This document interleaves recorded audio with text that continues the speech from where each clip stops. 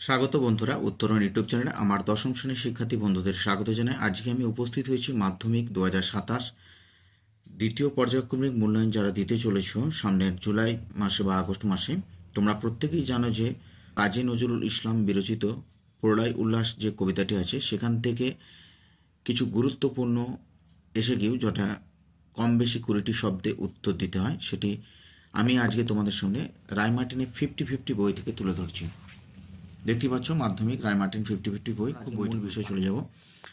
প্রলয় উল্লাস কবিতাটি অগ্নিবীণা কাব্যগ্রন্থের কত সংখ্যক কবিতা?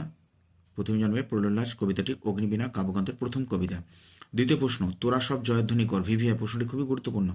কবি কাদের জয়ধ্বনি করতে বলেছেন? আলোচ্য উদ্ধৃতাংশে তোরা বলতে পরাধীন ভারতবর্ষে ইংরেজ কর্তৃক অত্যাচারিত কুসংস্কারে আচ্ছন্ন ভারতীয়দের কথা বলা হয়েছে। তোরা সব জয়ধ্বনি কর। জয়ধ্বনি করার কারণ কি? কবি নজরুল ইসলাম চেয়েছেন কালবৈশাখী প্রলয়ঙ্কর ঝড় এসে পুরাতন সব উড়িয়ে পরাধীনতার কালো রাত্রি মুছে দিয়ে নতুনের আহ্বান ঘটাবে। স্বাধীনতার সূর্যোদয়ের রঙিন স্বপ্ন দেখেই তিনি জয়ধ্বনি করার কথা বলেছেন। 4 নম্বর প্রশ্ন, কাল বৈশাখের ঝড়কে নূতনের কেতন বলার কারণ কি? অবক্ষয় ও শোষণ থেকে মুক্তির জন্য যে সংগ্রাম তা সর্বনাশের আবহ সৃষ্টি করলেও এর আড়ালেই থাকে নতুন দিনের স্বপ্ন। তাই আপাতভাবে তা কালবৈশাখীর ঝড় হলেও প্রকৃতপক্ষে তা পরাধীনতার বন্ধন থেকে মুক্তির আভাস। 5 নম্বর প্রশ্ন, আসছে এবার অনাগত প্রলয় নেশার নৃত্য পাগল। অনাগত কে? সে প্রলয় নেশায় নৃত্য পাগল কেন?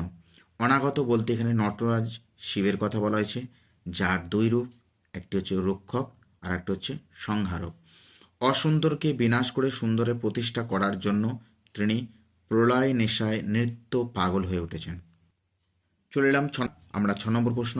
প্রলয় উল্লাস কবিতার সিন্ধু পাড়ের সিংহদ্বার বলতে কি বোঝানো হয়েছে? সিন্ধু পাড়ের সিংহদ্বার বলতে দ্বীপান্তরিত ভারতীয় বিপ্লবীদের ইংরেজরা যে আন্দামান জেলে বন্দি রাখতেন তার প্রধান ফটককে বোঝানো হয়েছে। অন্যদিকে অন্তর্নিহিত অর্থে এটি অত্যাচারী ও সাম্রাজ্যবাদী শক্তির কঠিন প্রবেশদ্বারকে চিহ্নিত করেছে। 7 নম্বর প্রশ্ন, সিন্ধু পাড়ের সিংহদ্বারে ধমক হেনে ভাঙল আগল। কে কারা আগল ভাঙল? প্রলয় নেশায় উন্মত্ত নটরাজ শিবের মতো মহাশক্তিধর বিপ্লবী সিন্ধু পাড়ের সিংহদ্বারে ধমক এনে বন্দি বিপ্লবীদের মুক্তি দিয়েছেন। তিনি আগল ভেঙেছেন।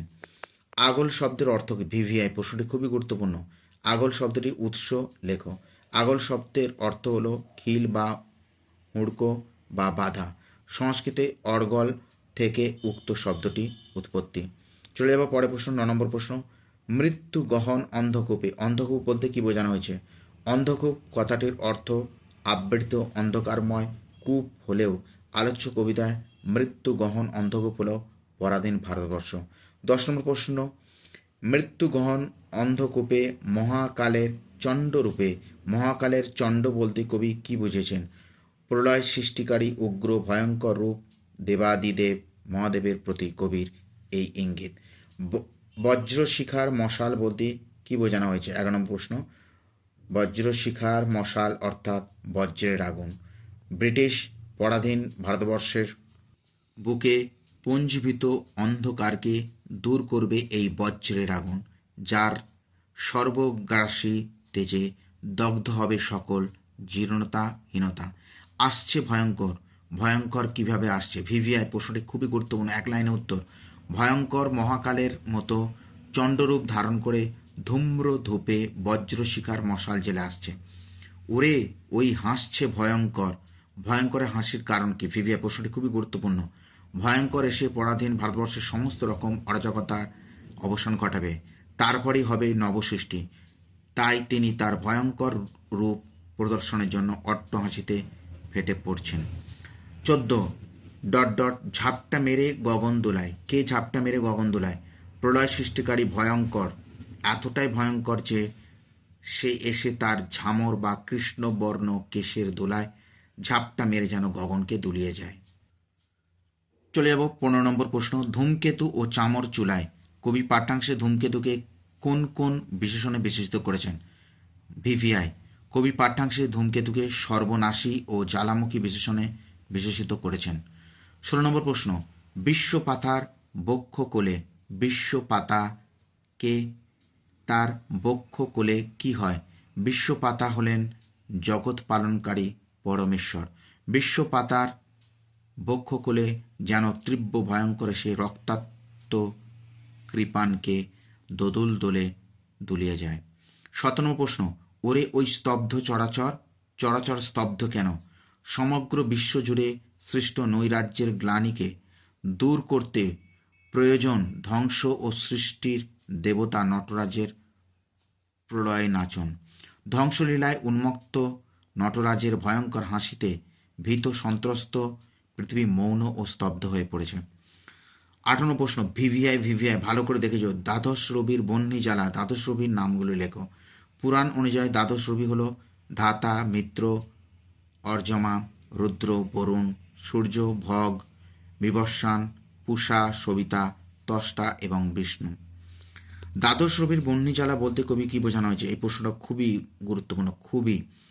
রুদ্রমূর্তি শিবের তৃতীয় নয়নে থাকে দ্বাদশ রবির সম্মিলিত তেজ, যা অসুন্দরের বিনাশ ঘটিয়ে সুন্দরের সৃষ্টি করে। সেই তেজ, সেই দীপ্তি হলো দ্বাদশ রবির বহ্নি জ্বালা, যা অসুন্দরকে ধ্বংস করে নতুনের প্রতিষ্ঠা করবে।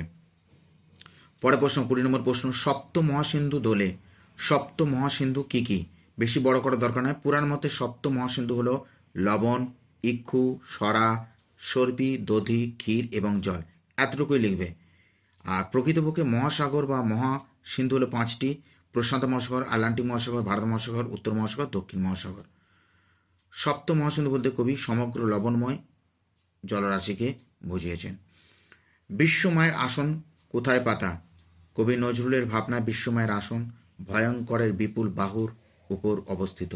চলে যাবো পরে প্রশ্ন, জড়ায় মরা মুমূর্ষুদের প্রাণ লুকানো ওই বিনাশে, কাদের কেন জড়ায় মরায় মুমূর্ষ বলা হয়েছে?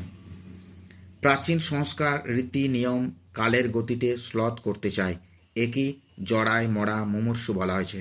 কবি আশাবাদী যে একে বিনাশ করে প্রলয়রূপী বৈপ্লবিক সৃজনশীলতা অন্ধপথে আলো আনবে। পরে প্রশ্ন, এবার মহানিশার শেষে কে আসবে? উত্তর, মহানিশার শেষে করুণ বেশে অরুণ হেসে উষার আগমন ঘটবে। আজকে আমরা প্রথম পর্বে এই 23টি প্রশ্ন তুলে ধরলাম। আমরা দ্বিতীয় পর্বে বাকি প্রশ্নগুলো আমরা তুলে ধরবো। দেখতেই পাচ্ছ বাকি প্রশ্নগুলো আছে, সেগুলো আমরা দ্বিতীয় পর্বে নিয়ে আসবো। আজকে এই পর্যন্ত থাক বন্ধুরা, ভালো থেকো, সুস্থ থেকো, ধন্যবাদ।